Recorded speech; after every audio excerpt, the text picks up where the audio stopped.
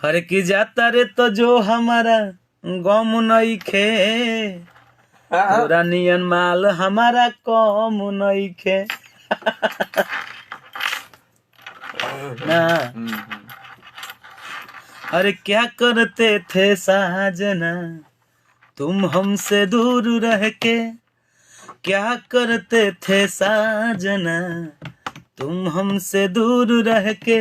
और कुछ बहु अरे हम तो जुदाई में अकेले, अरे कि हम तो जुदाई में अकेले छुप छुप रोया करते थे, ओ छुप छुप रोया करते थे।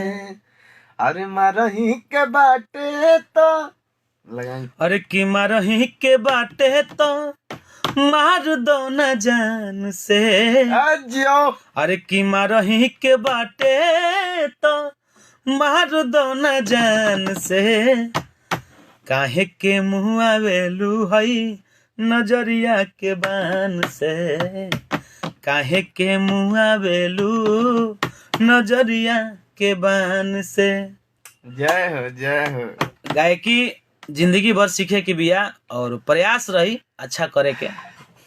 अभी हमनी के शायर संग बहुत अच्छा अच्छा गाना आवता, दिल हिल जाई। हाँ काम पर भाई ध्यान जरूरी बा।